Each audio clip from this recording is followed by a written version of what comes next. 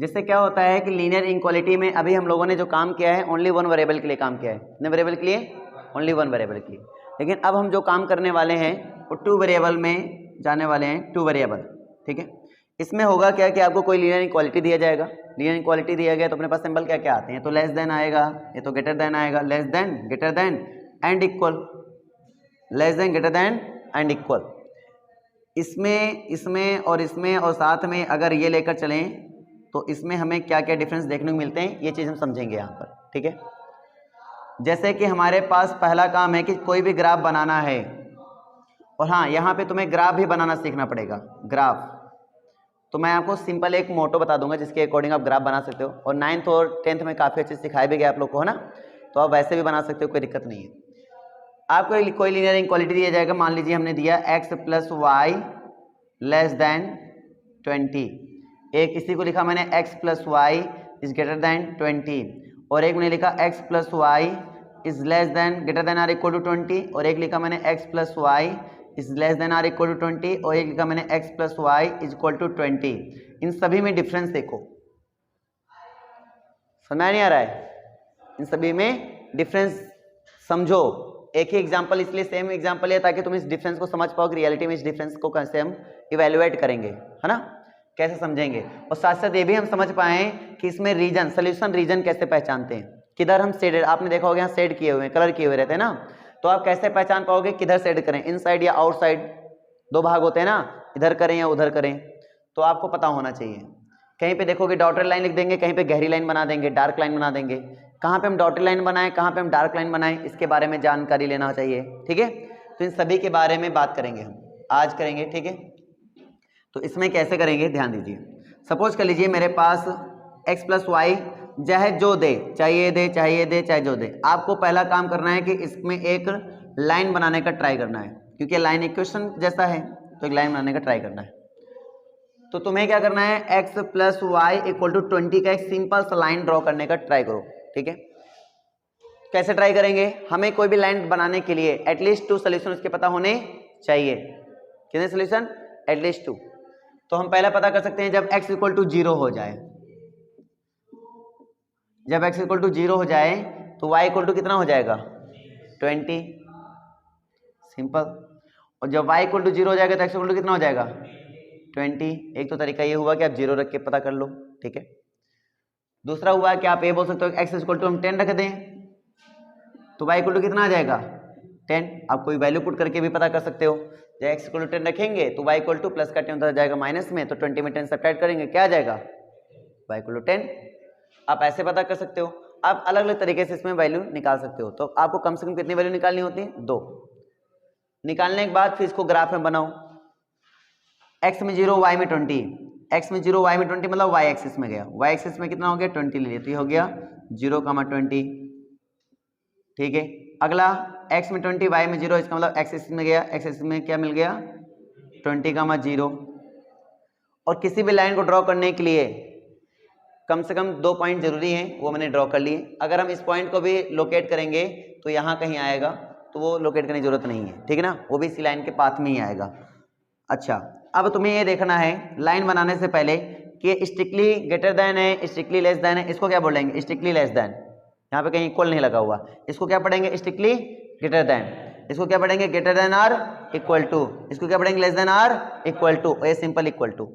अगर मैं इसका ग्राफ बनाऊं, इस वाले का, पहले वाले का, तो यहाँ इक्वल टू नहीं लगा है। इक्वल टू नहीं लगा मतलब ये लाइन भी नहीं है, तो इसको डॉटेड कर दिया मैंने। क्या कर दिया मैंने? डॉटेड। इसका मतलब इक्वल लगा होता ना तो डॉटेड ना होता, लेकिन इक्वल नहीं लगा इसलिए हमने क्या रखा है? इसको डॉटेड कर दिया। अब ये लेस लगा है, लेस का मतलब होता है ओरिजिन की ओर कलर करना है, और ग्रेटर लगा होता मतलब ओरिजिन से बाहर की ओर कलर करना है। मतलब वो सॉल्यूशन उठाने हैं जिसको सम करें वो 20 से क्या रहे? छोटा। तो तुम खुद सोचो कहाँ होगा, अंदर साइड होगा, बाहर साइड होगा? अंदर साइड, क्योंकि ये पॉइंट जो होंगे इन्हीं का सम करोगे तभी 20 से छोटा हो सकता है, अदरवाइज तो 20 से क्या होंगे? ज्यादा ही होंगे। इसलिए हमें इन साइड कलर करना होता है, मतलब ओरिजिन साइड कलर करना होता है जब लेस देन लगता है। जब लेस देन लगता है तो इसका सोल्यूशन रीजन क्या होगा? ओरिजिन की ओर, है ना।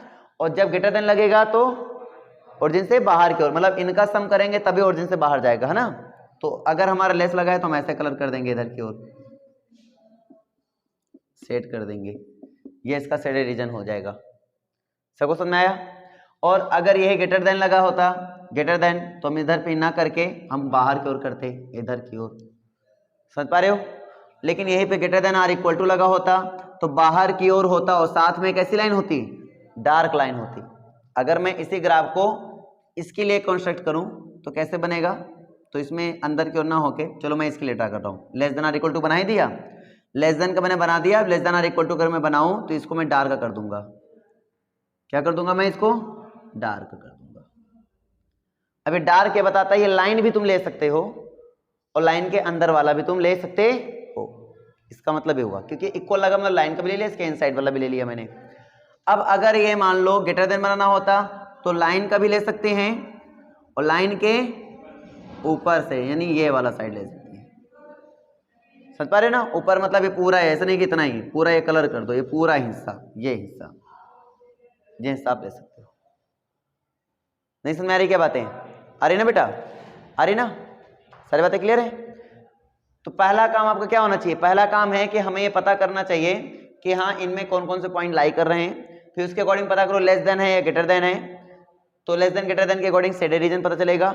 डॉट लगाएं कि डार्क करें, डॉट लगाएं या डार्क करें, वो निर्भर करता है कि इक्वल लगा है या नहीं लगा। अगर इक्वल लगा है तो क्या होगा? डार्क होगा। और अगर इक्वल नहीं लगा है तो क्या होगा? डॉट होगा। डॉट मतलब जैसे कि अभी ने ब्रेक लाइन बनाई थी। नहीं समझ में क्या बात? अरे आया कि फिर से +2y इज ग्रेटर देन 6। इसका मुझे क्या करना है? ग्राफ बनाना है। क्या बनाना है? ग्राफ। वही सोल्यूशन रीजन मुझे दिखाना है। तो कैसे दिखाएंगे? तो पहला काम है आप इसके लिए सिंपली ग्राफ ड्रा करना चाहते हो, कोई दिक्कत नहीं है।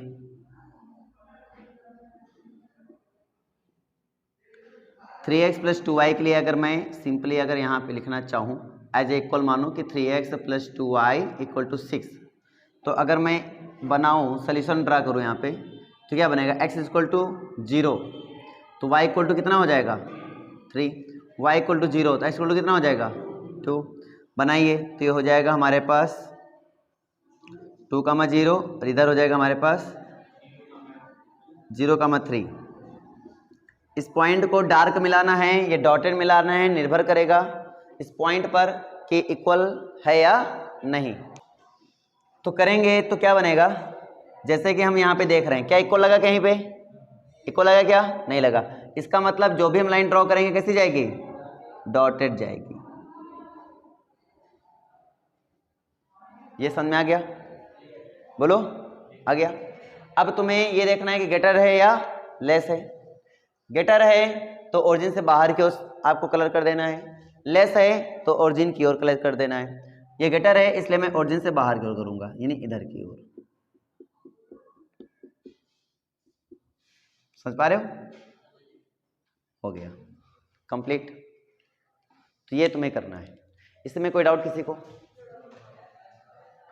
ठीक है, तो एक क्वेश्चन और देख लेते हैं अपन।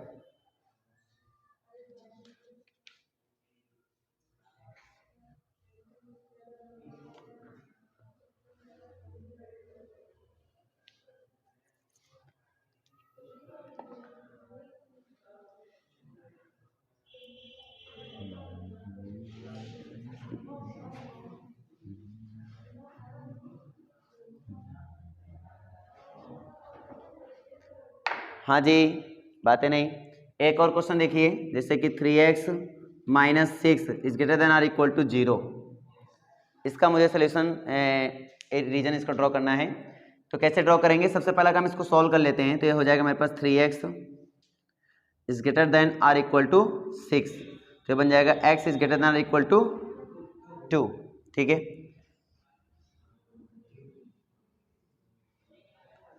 तो ये जो लाइन ड्रॉ की मैंने, ये लाइन हो गई x = 2 की लाइन। किसकी लाइन हो गई? x = 2 की लाइन। मुझे रीजन इसमें कौन सा ड्रॉ करना है बेटा? ग्रेटर देन का। अब ग्रेटर देन जाहिर सी बात है x से ग्रेटर देन वैल्यू कौन होती है? 3 होती है, 4 होती है, 5 होती है। इसका मतलब इधर वाली रीजन, तो इधर वाली रीजन में आप ऐसे कलर कर देंगे, बात खत्म। क्लियर हो गया? ये इसका आंसर। बस समझ में आया कि नहीं बताओ? आ गया? तो आपका ये कलर हो जाएगा। तो ये भी आपका एक छोटा सा क्वेश्चन था। सोल्यूशन रीजन बताना था, इसका ये सोल्यूशन रीजन होगा। इसी टाइप से मैं अगला क्वेश्चन आप लोग के दे रहा हूं, इसको करके बताओ। y is less then 2, y is less then 2, चलो बनाओ।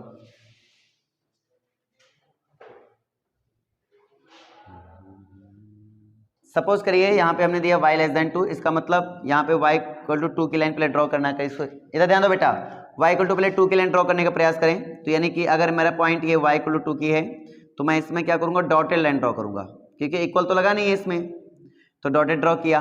अब लेस देन लगा इसलिए ओरिजिन की ओर ड्रॉ करना है, तो ऐसे कर दो, बस हो गया आंसर। इसमें क्या करना है, सबको समझ आया? तो y इक्वल टू 2 की लाइन ड्रॉ किया मैंने, उसमें लेस देन था इसलिए अंदर की ओर कलर कर दिया, ग्रेटर देन होता तो बाहर की ओर कलर कर देता। अरे भाई साहब इक्वल लगा क्या यहाँ पे, ये वैल्यू एडजस्ट नहीं करेगी ना। अगर हम ये पॉइंट के इस लाइन की वैल्यू रखें तो एडजस्ट करेगा क्या, इसमें नहीं करेगा, है ना, सॉल्यूशन रीजन में नहीं आएगा। इसलिए कि x plus Y is less than 5, x plus Y is less than 5, इसको ट्राई करके देखते हैं।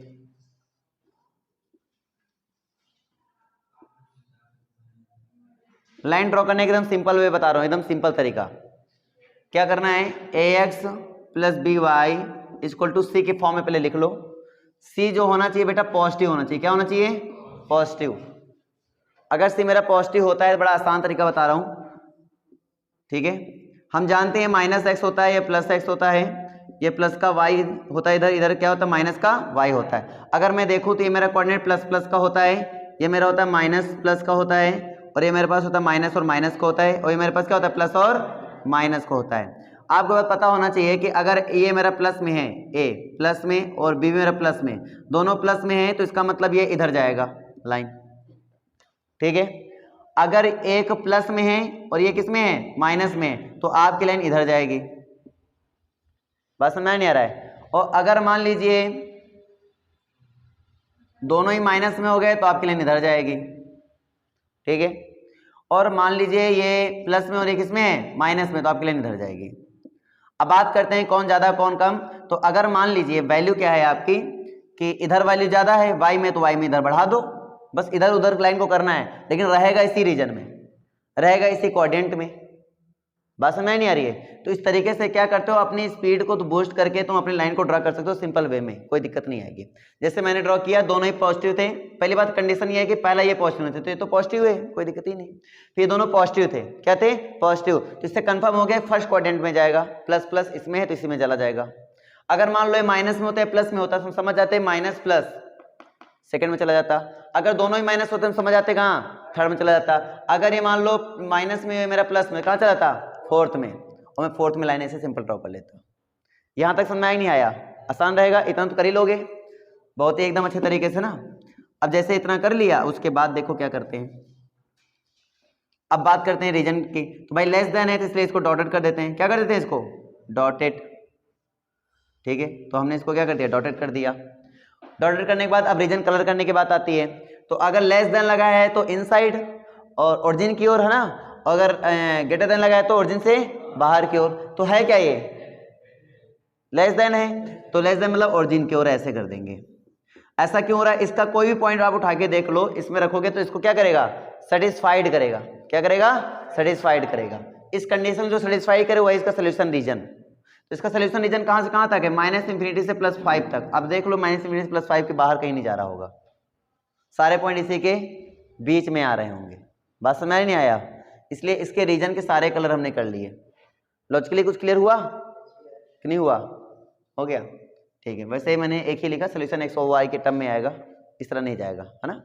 तो वाई के टर्म में भी और एक्स के टर्म में भी। अरे हाँ ना बोल भाई, सबको समझ आ गया ना, ठीक है। तो ये इसका हो गया सेकंड वाले का ग्राफ। अब ग्राफ बनाना है सबको, थोड़ा स्पीड से करना है, ठीक है। जैसे मान लीजिए हमने लिखा 2x plus Y is greater than और इक्वल टू 6, दोनों ही पॉजिटिव हैं, फर्स्ट में बना दो, ठीक है। y जीरो करेंगे तो x इक्वल टू कितना आएगा, 3, यानी कि 3,0 हो गया। और x जीरो करेंगे तो y इक्वल टू कितना आएगा, 3, 6, अच्छा सॉरी, तो 6 हो गया। वैसे लिखने की जरूरत नहीं है, मैंने लिख दिया जनरल नॉलेज के लिए। अब इक्वल था इसलिए मैंने इसको डार्क लाइन बनाया, ग्रेटर है इसलिए बाहर की ओर, बोलो कर पाओगे ना? ठीक है, इसको करो। अगला नंबर देखते हैं।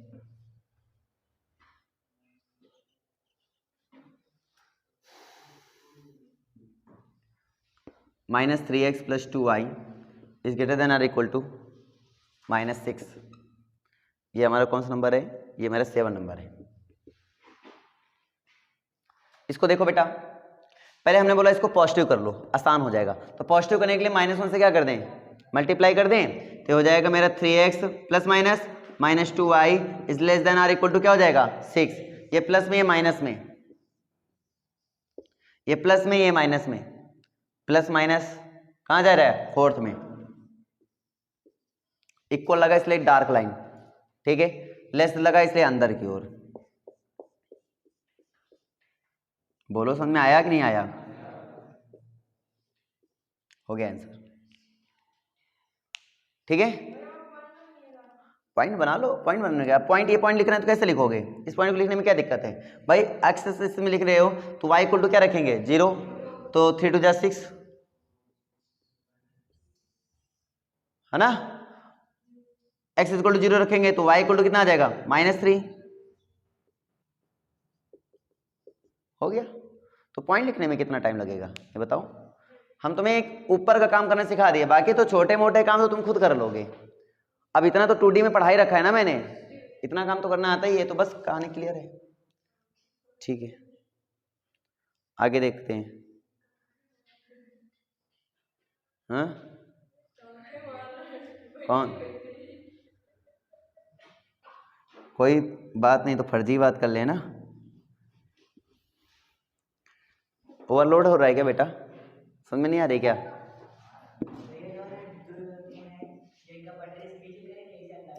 हाँ? अरे ऐसे ही करना है, मतलब जैसे हमने बताया ऐसे ही कर लो, कोई दिक्कत नहीं है। आप कॉपी में लिखना चाहो लिख लो कि x अक्ष में है तो y = 0, y अक्ष में तो x = 0, पूरा लिख के बता सकते हो, कोई गलत नहीं करेगा ना, इससे कोई दिक्कत नहीं है। अभी हम तुम्हें बस इतना सिखा रहे हैं कि सोल्यूशन रीजन को कैसे ड्रॉ करते हैं, और यही ड्रॉ करने का तरीका अगर सीख गए तो आपको जब क्लास 12 में पढ़ाया जाएगा लीनियर प्रोग्रामिंग, क्या पढ़ा जाएगा? Linear programming. तो पहला काम बेटा यही होता है, फिर इसी के आगे दूसरा काम करना सिखाया जाता है क्लास 12 में, और वहां पे आता है 8 नंबर का क्वेश्चन।